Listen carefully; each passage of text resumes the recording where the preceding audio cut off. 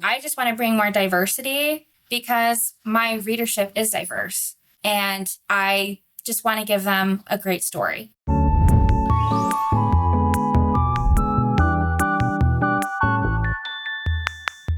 Welcome to Bright and Ambitious, the writing podcast that helps you write, revise, and publish your next story. I'm your host, Kailey Bright. And I'm the producer of the show, Joel Seymour. Hi. Are you going to say hi? I mean, I can cut it. It's just going to be us flirting like, hi. Hey, you work in this home office often? Did we want to talk about like where you're at as far as writing and how? I don't really want to talk about my work in progress because I don't want to repeat past mistakes where I'm like, yeah, this is what I'm going to do. And then it changes. And I have a feeling that that is going to help me stick with it. Yeah. So you'll just have to wait and find out. Yeah. The only thing I can really say for right now for certain is that sometime in mid-September, I decided to write every single day, and I did not care about what the word count was. Mm-hmm. All that mattered was that I wrote something. It could have been a sentence. It could have been a word. Yeah. And I have stuck with it for the past 2 weeks. Yeah. And I'm almost done with a chapter. Yeah. So that's pretty cool. Yeah. And it's really exciting. One thing that as you've been experimenting with your writing that you did want to explore is getting a better understanding of what it looks like to get sensitivity readers. Yes. I really wanted to talk with our interviewee. Whitney McGruder is a personal friend of mine. And the reason being is because she was my revising editor for my books when I self-published. So she has really good advice when it comes to writing. Yes, absolutely. She is a powerhouse of the cell. She is a powerhouse of editing, writing, and marketing. I love to see a Whitney post on my social media. She has written a few books before this, but she has a new book coming out that's part of the series we're going to be talking about today with the Indian Desi representation. Yeah, it's a duology romantasy about a queen who is considered dead after an assassination attempt, and what happens when she returns and her husband has remarried.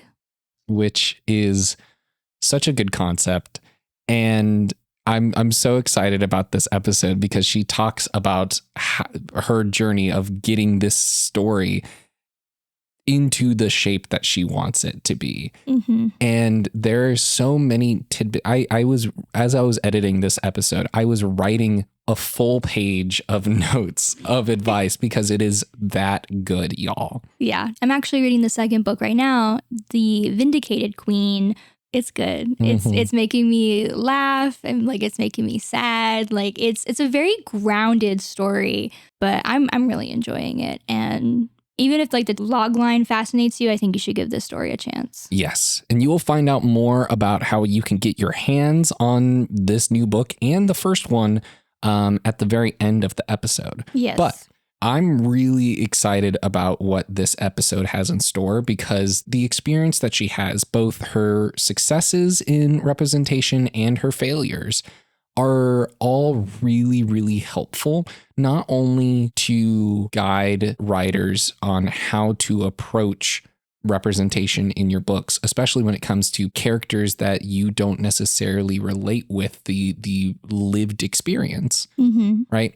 Her advice is really helpful in that department, but I also found it really encouraging to hear her talk about why representation matters and how to make sure that representation is coming from the right place. Absolutely. It really shines in both the story and this interview how Whitney cares about representing her characters well. Mm-hmm.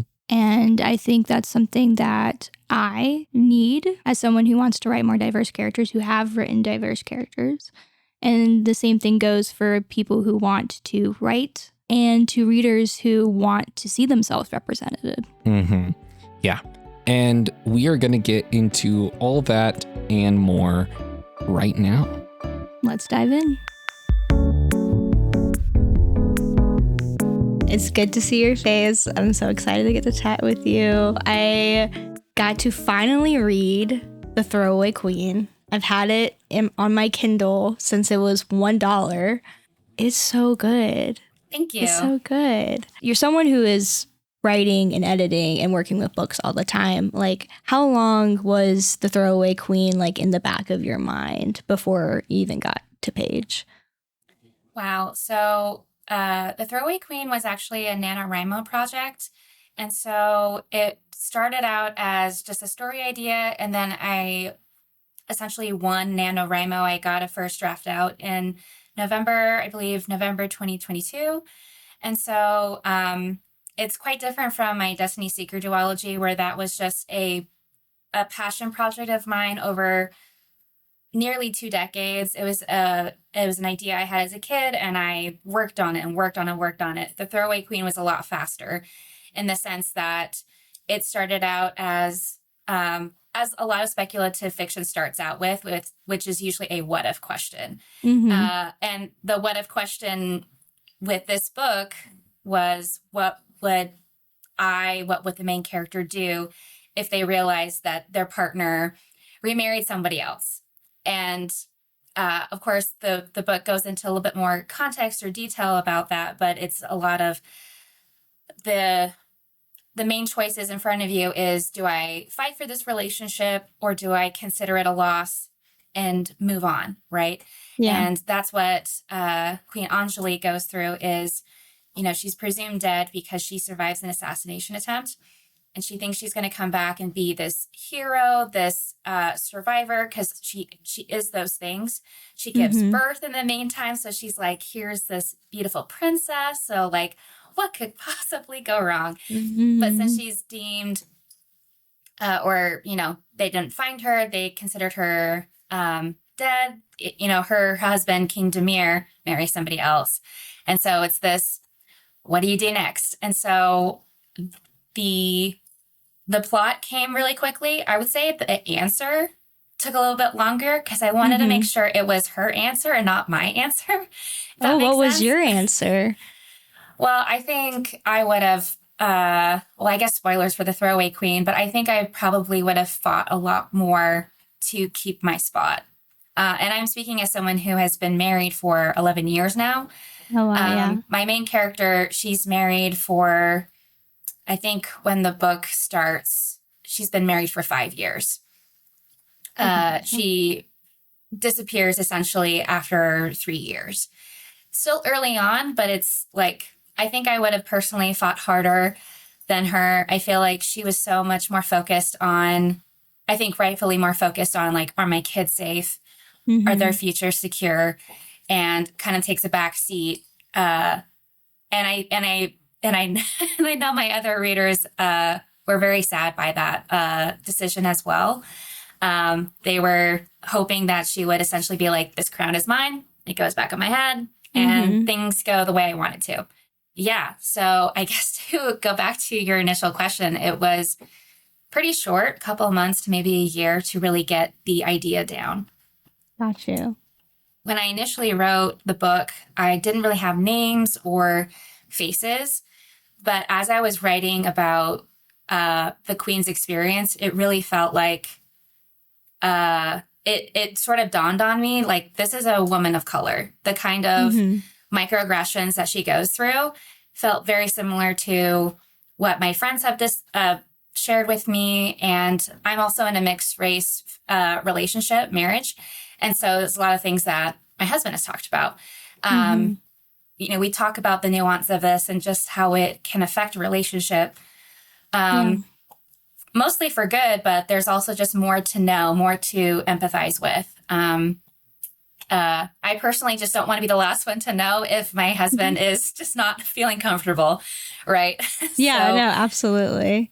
Once I sort of figured out, okay, it really feels like I'm talking about the experiences of a woman of color. That's when I really started diving into what kind of character am I creating? And then everything went from there. Just the culture of the two kingdoms and the politics, everything sort of unfolded from that. That is so cool. I love how you're already answering questions that I was like gearing up towards. Like, this is incredible. Because yeah, like something I really like about the Throwaway Queen is that it's really smart about making like the macro and the micro problems very parallel with each other. Like we have the underlying conflict between the two wives, like the nationality between them. And then there's also the conflict between the two countries. I love how Ainora, like she's not vindictive, or she's not as evil as we're kind of hoping she'd be. And that kind of helps make things even more complicated. Like I wish we could hate each other. Like that was such a good moment. Yeah, I've definitely had experiences like that with roommates of like, I wish I could be annoyed with you, but honestly, you're such a good person. So it's on me to figure this out, like a self-awareness moment. But yeah, that was a trope early on that I wanted to either play with or break entirely, because especially in dark fantasy or just fantasy that focuses a lot on politics, it's usually like one minority group is pitted against another. It's a very like binary, like a sense of it's a sense of lack or just a, if I don't have this position, then I'm a failure, or I have nothing, or just like worst case scenario, right? Like I could have the book would have been a lot shorter if King Demir said, well, I denounce you as my wife. You're just whoever you want to be now. You're a commoner, or go back to your country or whatever. But I wanted to have at least the three main adult characters be empathetic and wanting to work together to reflect, I would say, a lot of relationships that we do see or will see in the real world of we're just adults trying our best. And again, we'd love to hate each other, or I think sometimes people will say, I will hate this person on your behalf because I'm on your side. When really it's just, at the end of the day, all these three characters, they care about the kids involved more so than anything else. That was like a trope, several tropes that I've seen in just high fantasy, political fantasy, dark fantasy that I wanted to avoid. I think it might be triggering for some readers too. So I still wanted to make it fun, if that's the word, without it, still wanted to be on the lighter side. I think what I am covering in this book and really in this duology is like the mental health behind it, as opposed to physical fighting or the, I don't know. I don't want to say like the more obvious things, but just things that we've seen before of like two women pitting against each other. They're like maybe poisoning each other or being catty. Things like that. And really, Ainora, I really love her character where she really does love the kids. She really does love Demir, and is sort of like, I'm here because something bad happened to you, and I feel sorry that this had to happen in the first place. Yeah. She's sorry that it's her too. Yeah. She's like, oh, I could see how awkward this could look. It can look like she's the reason why, or like maybe a family member made it so that, Ainora or the family could rise in the ranks, right? And so I definitely left that suspicion in just so that the reader could feel like they could suspect everybody. Yes. And they just have to trust whether or not Ainora is telling the truth throughout, When you have that sort of conflict between countries, I wanted to make sure the readers knew that even though the countries were allies and have been for several years, that doesn't necessarily mean that all feelings are good or go away. Or at least I hope that's how it comes across. I know when I read it a million times, I'm like, maybe this is too cozy, if that makes sense. I think it also lends, like, what you were writing in the genre you were writing in lends itself to our expectations of those like tropes that you were talking about. And then you breaking them like kind of adds to like, I have no idea what's going to happen next. So I think you did quite well, despite what you're saying. Yeah. I love that you said like you kind of discovered that Anjali was a woman of color, because I don't know if you've gotten this before with going to different bookstores. Probably not, because they're independent and cool. But when I've gone to like a public, like a school library, 2 separate times, these are 2 different people who do not know each other, would ask me if I purposely added diverse characters, like if that was me trying to do marketing. And I'm like, no, this is just how the character formed. And I wanted, and I'm curious if that's the same for you, which I'm like confident it is. Right.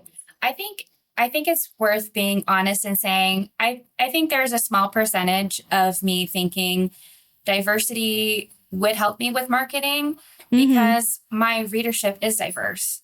And I essentially, when I think about writing these characters, I think of the kind of people who I know are reading it. And I just want to give them a great story. You know, it's like you've supported me throughout all of my other projects. And so this is more like a love letter to not just like women of color, but also a huge part of it was I wanted to create a mom character because there's just not a lot of normal mom main characters in fiction. They're usually a stepmother, or they're usually a wicked stepmother. I read a lot of fairy tales and folklore, so maybe I'm biased, but there's not a lot. Or being a mother is usually the tail end of someone's story of like, and they live happily ever after and they have this baby, the end, you know, and I wanted to start there. And so I think that I don't think there's any problem in deciding, yes, I want a diverse cast of people because of marketing, especially if you are being honest in the fact that those are the kind of people you want to reach out to. You want to provide a good story for them too, and not just people who have the exact same experience as you or as me. And I think about it a lot because I'll be sitting at a table and I've purposely made sure that my book cover is very clear that my character has a lot of Indian Desi representation. And then I'm here as a blonde white woman. And so when I talk to people about it, I try to be honest about that of, you know, this is for you, not just for me. And I'll tell the story of how I came up with her character as a way to hopefully feel less unsure or wary of me, of, oh, this is another white person trying to take advantage, which is kind of ironic because especially with American politics, there's so much harm towards DEI policies that I think it'd be kind of silly to accuse an author of trying to benefit from DEI or from diversity when it's being so I would say persecuted is the right word. So persecuted right now. Yeah. Book marketing itself can sometimes feel very heartless, but also I think it's just, I know what my audience wants or is looking for from me, and I'm happy to deliver. I love that. That is so well said. Because you're completely right. I feel like it's really easy, and maybe it's because I'm young and I have white guilt or something, but like I feel like hopefully I'm not the only one who is like wanted to write POCs and then like backed out because I was like too nervous that I was gonna like do it wrong, or like people were going to like think that I'm trying to take advantage or like put myself into someone else's space. When I feel like when you do it with like an actual care, desire, and passion, you're doing positive representation. And I think the work that you've done in the series with Nora and her crew, I feel like you did a really great job in just having different, not just characters of color, but you also have some queer diversity in there as well. Not to spoil anything, but everyone's crushing on Nora and Nora's crushing on everyone. And I loved that. But I could tell that, you are coming from a place of there are like, this is a different alternative world where there are different problems at hand, where it didn't seem like racism was a big factor. It was are you an unfortunate or are you gifted? Yes. And yes, there is some sexism involved, but it seemed like racism was not it wasn't like a huge part of the history. And I could be wrong. You may be like, well, actually, but like, it seemed like it was more of just that. It's almost like an ability versus disability sort of a thing, like ableistic, sort of a contrast. And so you were able to show, but it was more or less just, did you have this? You have these powers or not? Yeah, from birth. And so you were able to see very rich white kids, or, you have the twins that are, I believe that they're Black or just people of color. Yeah. You assembled quite the crew for Nora in the series. And I think that's very helpful when people are trying to participate in these kinds of series. Like, and I think this is something we're just always working on. And I don't think any one race or creator is necessarily getting it right 100% of the time. But I think we can all agree that if you're at least including those kind of people in the room, like in the writer's room for like a TV show or a movie, or even like, I'm thinking a lot about anime, how I've seen a lot of animators really trying to be more diverse, or at least rely less on caricatures, especially for Black characters or just other nationalities, right? As long as there's at least one person who's like, why don't we look at this just one more time? I think you'll avoid quite a few faux pas. And I've definitely had my fair share of, like even with the Destiney Seeker series, there were different things that I had to fix post-production. Oh, really? A quick example that I can share is one of the characters, her name was Karachi. And I didn't know, because I was very young at the time, that's a city, it's the name of a real city that is well-beloved, well-respected, very honored by the Muslim community. And a friend of mine said, this character doesn't really seem to be Muslim in any way. So I would just recommend, she said, I recommend just changing the name just to avoid any conflict. And I, of course, felt embarrassed because it had been several months after my first book had come out. I think I was promoting the second book, so I was kind of embarrassed, but it really just took me not even an hour to go back into the file, or really just pick a new name that felt more genuine to the character, go back to the file, find and replace, and then re-upload the file. I even left an author's note for the people who read the, I guess, first edition, saying, I changed the character's name. Sorry for the confusion. Love you, bye. It's like, update. Right, yeah. I didn't want to confuse anyone. Character's the same, just different name. And and it was just one of those things where as a young author, I just typed out names that, again, I thought I made up. I had not. So I guess if anything, I could have done a quick Google check to make sure all my names were good to go. I've never even thought about that. So that's a completely understandable mistake. Yeah. And the friend who reached out, she was also an author, and I think she was worried that I would get mad. She was like, I just want your book to be successful. I don't want anyone to be like accidentally like upset or hurt or concerned. And I was like, no, this is so helpful. Like, you're doing me a huge favor by being honest and reaching out to me. And of course she did it in a DM. So it wasn't like a major call out. It was a call in. Yeah. And so, I'll never forget that. It was so helpful. And it definitely reminded me, like, you just got to check these fantasy names just in case. just in case they might actually be real words.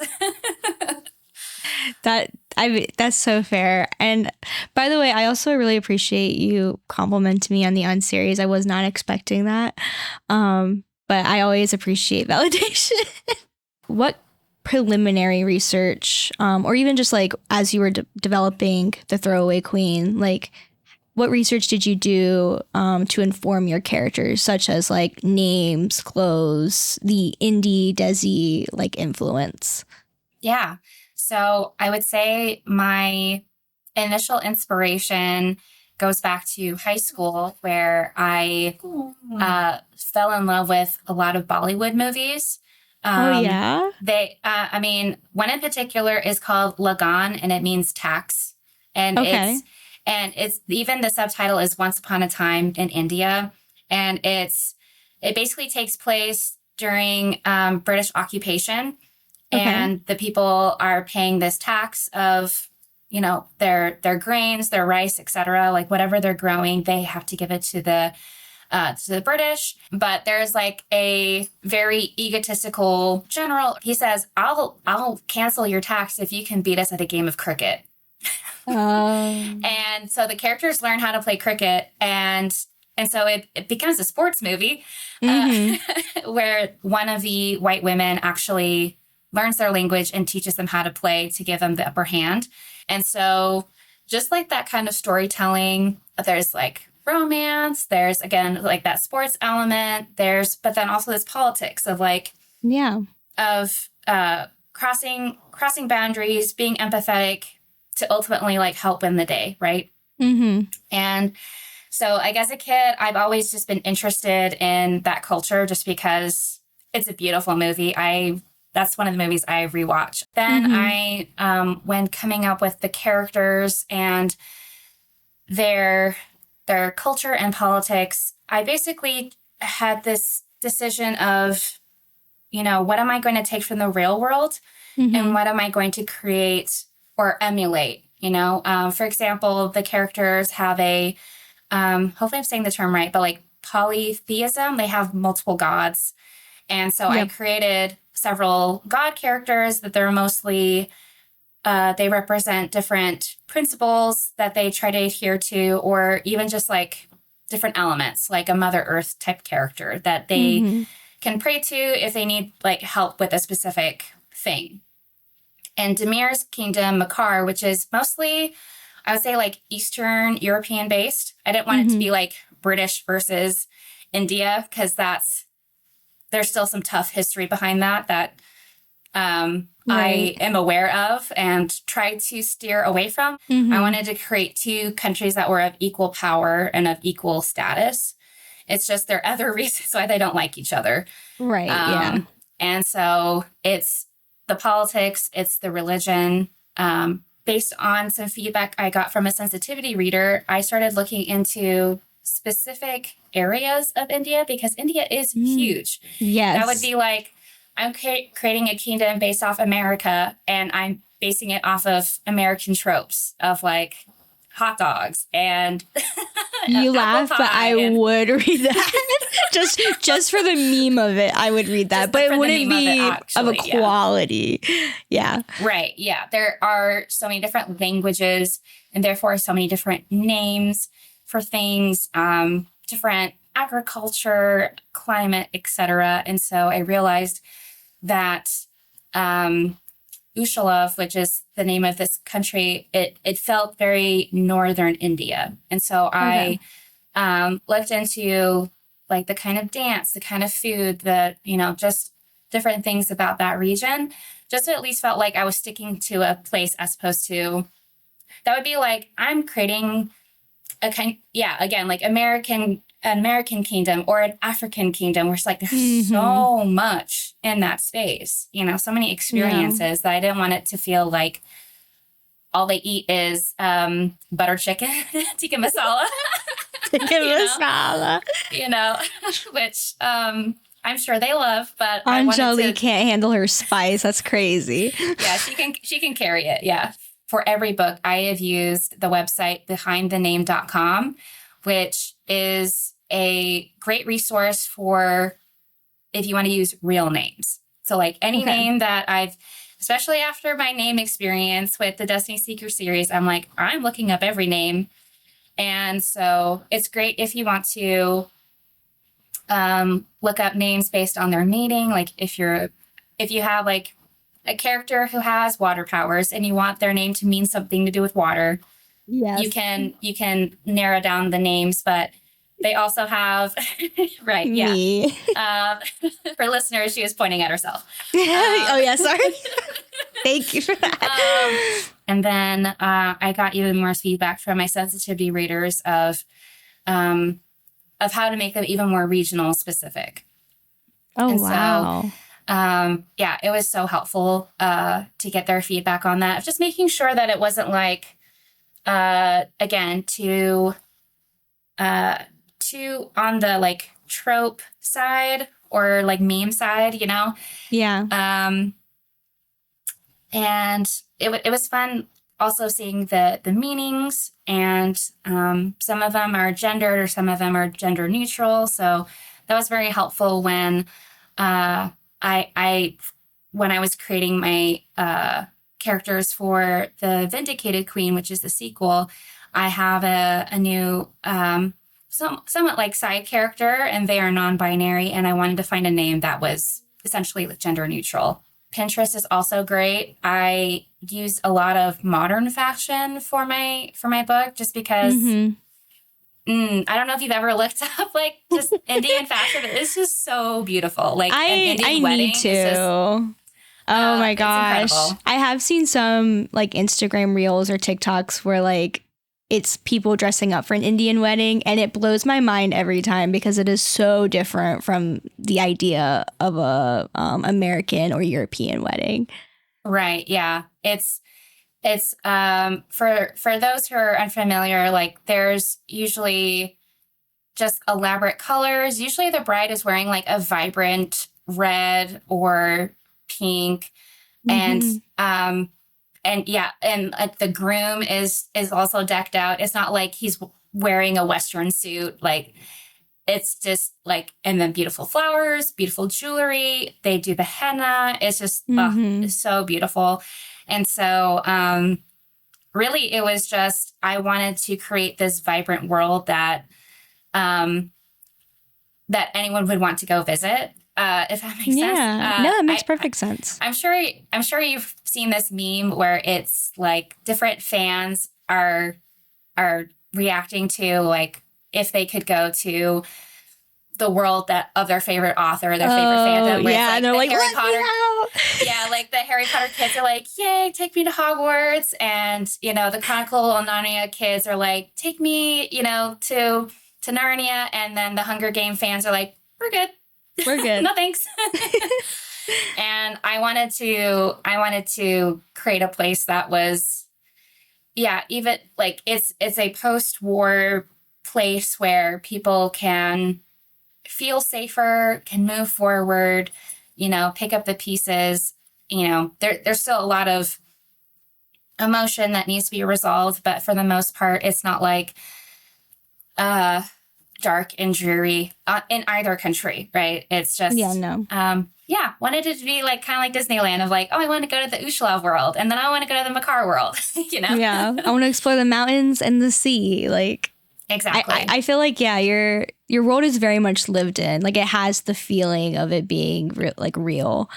And I know I said like, oh wow, with like how regional you got, but like honestly, I mean, correct me if I'm wrong, but it shouldn't be all that different than if you're like, I want to write a story about some guy who is in nowhere, South Carolina.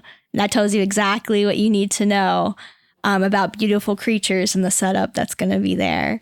I think when you read a book that is set in even just your state, not even your city, but just your just like a experience that you've had, it's almost like, oh, they added that. That's so fun, you know?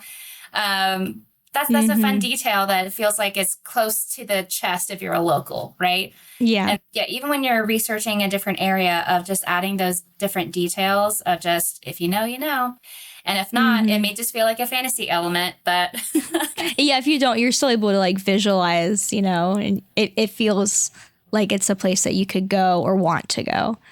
Yeah. When I did reach out to sensitivity readers, I tried to explain that I'm straddling this this concept of like, I want to emulate or appreciate the real culture that is there, while also acknowledging this is a fantasy world that doesn't pull from our real world. It's not an alternative reality or an alternate timeline. It's just based off of it. In the same way that D&D, like Dungeons and Dragons, tends to be based off of Western European medieval times with, you know, fantastical creatures and magic, etc. Right? And so, yeah, I think we balanced it well, but I think when, you know, we were talking about like white authors trying to add either a little or a lot of diversity to their books, I think it's always a comfort in knowing of our job isn't necessarily to be the best at diversity. Like, if anything, I am like, I just want to bring more diversity so that my readers, maybe my white readers, can dip their toe into these are some other cultures or other types of stories that you can learn about.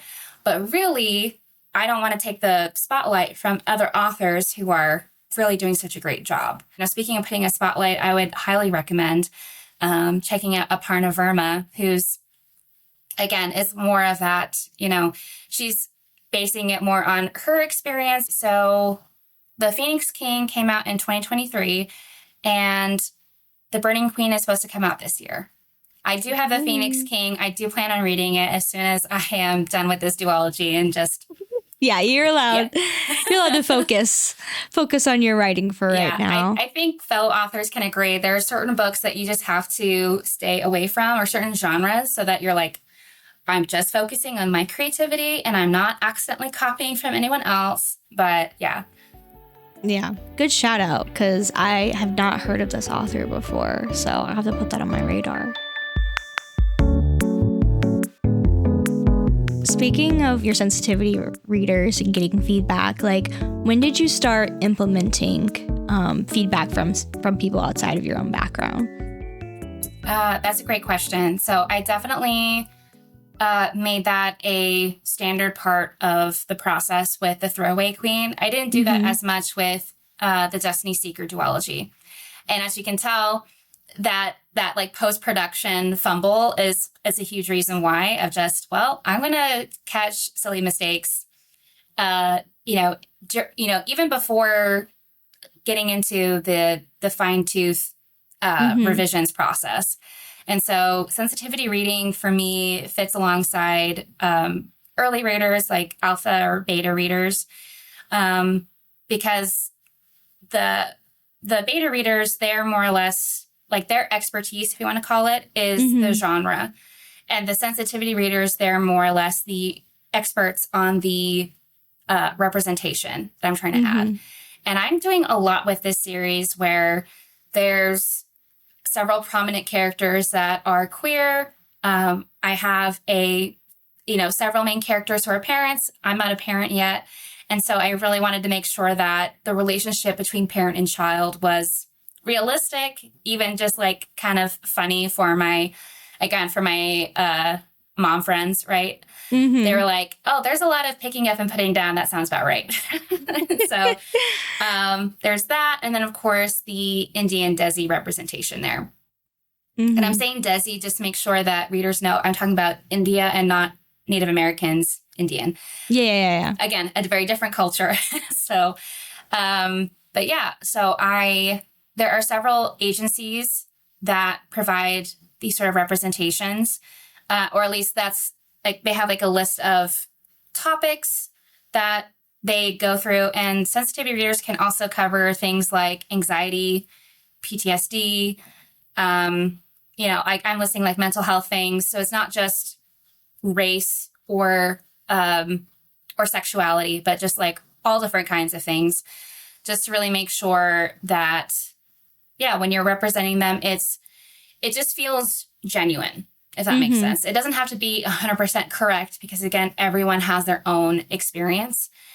which is why with both books, I at least try to work with several sensitivity readers. So it was more like put to a vote of, did I stick the landing, as opposed to just relying on one person's experience. That's really, really smart. I love that. You mentioned agencies. Did you have like any that you wanted to shout out in terms of like websites to find those? One that I've worked with in the past is called Salt and Sage. They're really great. I think there are groups on Facebook that are like binders full of sensitivity readers, I think is what it might be called. It's kind of it's like a political joke from like years gone by, but you can usually find like binders full of, and then add like editors, sensitivity readers, women. That's oh wow. Yeah, okay, I might be too this. I feel baby right now because I'm like, what is the joke? I don't know. Okay, so hopefully I'll say it right. We may need to fact check this, but that's okay. Back when Mitt Romney was running for office, there's like a pull away quote that people just dunked on him for, where he said he had binders full of women, meaning like he works with a lot of different women. Oh, okay. I was like, he said what? So I think people were like dunking on him, like, oh, binders full of women, huh? Like you're a real girl's girl. I don't know. That was back when politics was, I would argue, was fun. Simpler. Yeah. So I think a lot of people like tongue in cheek created Facebook groups with like binders full of, and then like insert specific groups of people if you want to work with those kind of people in your business or in your writing, or if you are looking for that kind of work, to have like, if you're, say, like a person of color and you want to help, if that's your job or like the role you want to do of just helping companies be a little bit more inclusive, which really depends on if a company is still doing like DEI stuff right now. But for real. But yeah, you can even use social media, hashtag sensitivity reader, or even with a post, say like sensitivity readers wanted, and or even just ask other authors, who did you specifically work with? And that's a great way to get some ideas as well. I would say sensitivity readers may charge money for their time and their labor, and so that's just something to consider with your budget. I was actually, and I'm speaking as an indie author, I'm actually not sure how sensitivity reading works in a traditional publishing setting. I imagine if you really care about sensitivity reading, you might do that before pitching it to a literary agent. I'm not sure if that's baked into the traditional publishing process, or maybe it is for certain publishers. So. Yeah, maybe for certain publishers. I feel like I'm a little bit more cynical when it comes to some of the traditionally published works nowadays, but. Yeah, I think most traditional publishers, if they're looking for accurate depictions of diverse work, they will just focus more on own voices, which is the author themselves has that experience. And so they are essentially representing their community through their work, whether it's nonfiction or fiction. Yeah. And so I think they tend to lean that way to avoid the extra steps, maybe, but I don't want to speak for publishers. No, sorry. That was just, that's me going on a tangent. That's me speculating. I know. I'm just trying to think, because your audience is like a fair mix of people wanting to go traditional or wanting to go indie. And so I wanted to make sure that if you've got some traditional authors or aspiring authors out there, it's like, this is maybe a step to consider before pitching it, just to, again, just having a better experience. I think it's so nice to know ahead of time if there are plot holes and how to address them, But I was very relieved to like get the feedback from the sensitivity readers, and none of the ones I worked with said, "You're not allowed. Just scrap the whole thing," or "make her white," or whatever. Like, they really worked with me to make sure that this dream stuck the landing, if that makes sense. And so hopefully that doesn't deter anyone from, again, trying to be diverse where it feels right or it feels genuine. Yeah, absolutely. And that was one of my big goals with this like conversation, is to be like, no, do it. Don't be afraid. Do it. So we're a little bit over time, but because I just want to respect your time. Totally okay. But I do really, really want to at least touch on your upcoming release, because I would love to. Yes, The Vindictive Queen is going on pre-order. Yes, The Vindicated Queen will be on pre-order. Oh, sorry. I said The Vindictive, didn't I?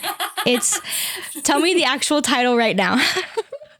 The Vindicated Queen. The Vindicated Queen. I think I guessed The Vindictive Queen when you first posted about it, and you had like the fill in the blanks. Oh, yes, I did. I had like a sort of a Wheel of Fortune set up, and I put in some letters to help people guide them along. And I think some of them were like, I'm seeing an inappropriate word here, but I think it's supposed to be vindicated.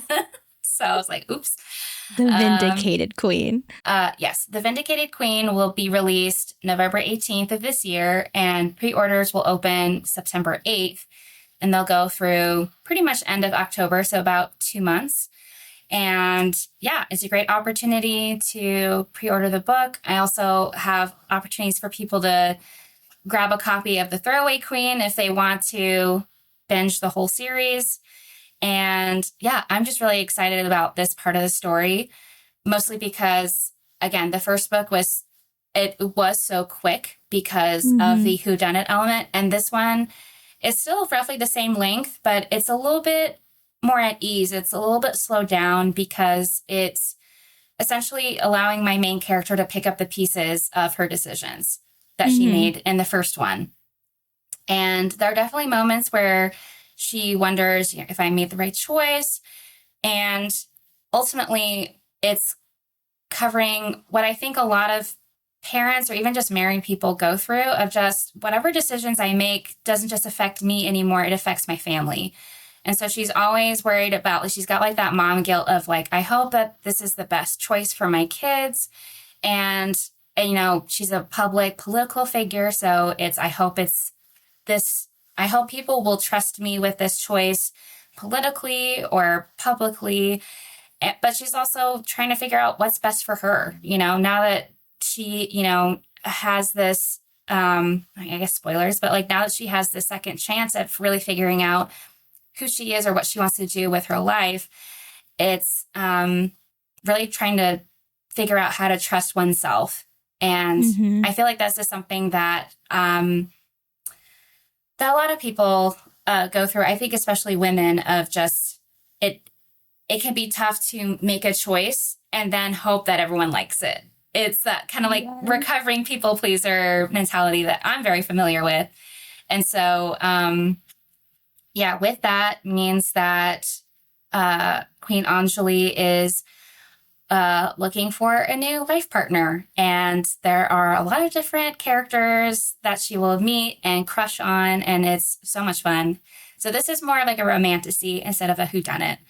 And so it's definitely, and again, like, romance is a new thing for me. Really? I'm more used to the action adventure.